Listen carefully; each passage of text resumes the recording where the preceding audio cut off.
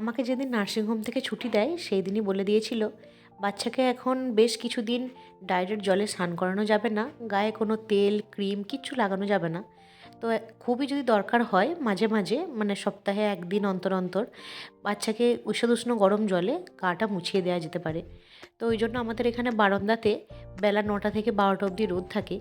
মা এখানে সমস্ত কাজ সেরে বারান্দায় ওই জন্য চলে এসেছে, চারিদিকে দরজা জানলা বন্ধ করে ওর গাটা একটু মুছিয়ে দিচ্ছে।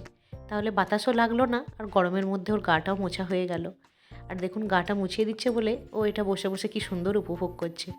আসলে মা এত ব্যস্ত যে আমার ক্যামেরা করার মতন মায়ের এখন সময় নেই।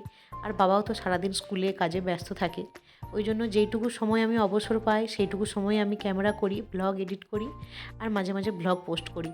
তো আমার এই ব্লগগুলো ইদানিং আপনারা সবাই এত ভালোবাসা দিচ্ছেন, তার জন্য আপনাদের সকলকে অসংখ্য ধন্যবাদ। আজকে একটু অন্যরকম খেতে মন হচ্ছিল, মানে মা বাবা যেই তরকারি খায় সেইগুলোই মা একটু বিনা তেল মশলায় এখানে রান্না করেছে।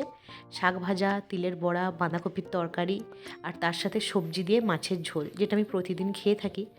আর আজকে সন্ধ্যাবেলায় মা লুচি করেছিল, মানে লুচিটা করতে চায়নি জানেন, আমার আবদারেই মা এখানে লুচি করেছে। এখানে গোপালকে মা তাই লুচি আর মিষ্টি দিয়েছিল। আর গোপাল এখানে বসে বসে বুনির উপর নজর রাখছে। আর বুনু দেখুন এখানে মশারির ভেতরে সুন্দর খেলা করছে। খানিকক্ষণ আগে খুব কাঁদছিল, সারা দিনই তো শুধু কান্না করে আর একদম আমাকে ছাড়তে চায় না।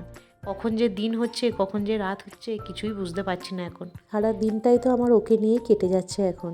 এখন আমাকে অনেকটা সাবধানে খাওয়া দাওয়া করতে হবে সেটা যেমন ঠিকই, তবু মাঝে মাঝে নিজের ইচ্ছাটাকে একটু গুরুত্ব দেওয়া দরকার, তাই না বলুন?